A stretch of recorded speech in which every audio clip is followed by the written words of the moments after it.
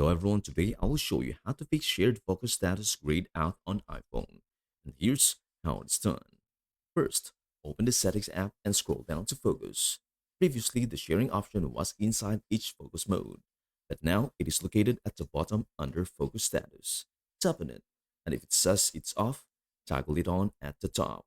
This will let you control the sharing status for each individual focus mode.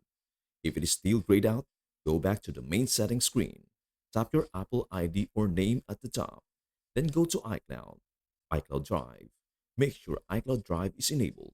This ensures your focus status can sync across your Apple devices and be shared with your contacts. Still not working? Try restarting your iPhone, and that should solve the issue. And that is everything to know about how to fix shared focus status grayed out on iPhone. Before we end, may I humbly ask you a favor? Please do like, share, and subscribe to our channel. This means the world to us. Thank you so much for watching. We hope to see you in our next video.